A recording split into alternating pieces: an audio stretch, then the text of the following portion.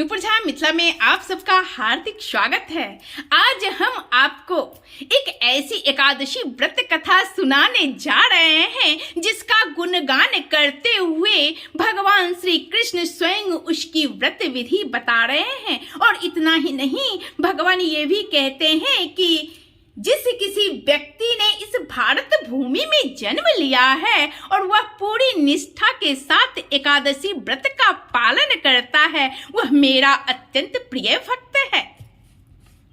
पांडुनंदन ने विनयपूर्वक हाथ जोड़कर श्री कृष्ण से प्रश्न करते हैं कि भगवान, अब आप कृपा करके पौष शुक्ल एकादशी के महापुण्य का वर्णन कीजिए। उसका क्या नाम और क्या विधान है तथा उस दिन किस देवता की पूजा की जाती है और उसका क्या फल होता है। श्री कृष्ण बोलते हैं, राजन, इस एकादशी का नाम पुत्रदा एकादशी है। यह समस्त मनोरथों को पूर्ण करने वाली एवं समस्त सिद्धियों को देने वाली है। इसके अधिपति स्वयं नारायण हैं। इस चराचर संसार में इसके समान फल देने वाला कोई दूसरा व्रत नहीं है। इसके प्रसाद से मनुष्य पुत्रवान, विद्वान, कीर्तिमान, लक्ष्मीवान और यशस्वी होता है। अब मैं तुमसे उत्तम और पापों को हरने वाली कथा कहता हूँ, ध्यान पूर्वक आप सब भी सुने।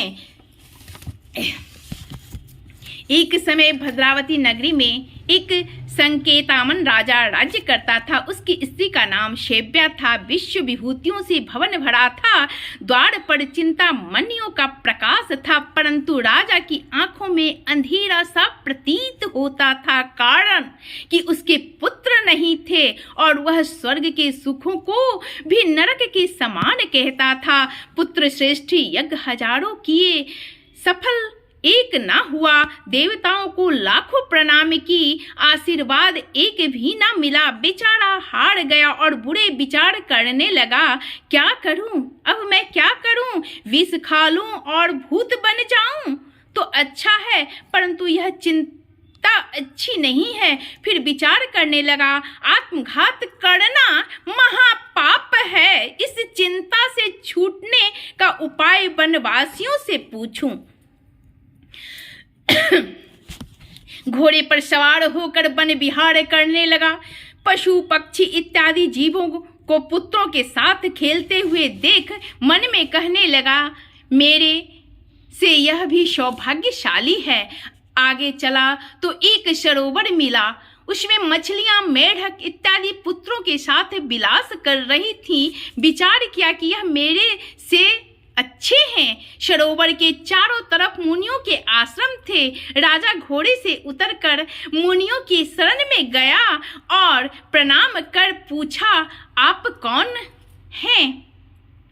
मुनि बोले, हम विश्व के देवता हैं। इस सरोवर को पतित पावन समझकर स्नान के लिए आए हैं। आज पुत्रता एकादशी का पर्व है, जो पुत्र की इच्छा पूर्ण करता है। राजा बोला, यह दिव्य फल मुझे व्रत करने से मिल जाएगा। विश्वदेव बोले, हमारी बात सत्य होगी, परीक्षा करके देख लो। राजा ने श्रद्धा से पुत्रता एकादशी का व्रत कर रात्रि को जागरण किया। प्रातः भवन में चला गया। 9 मास के बाद उसके पुत्र उत्पन्न हुआ।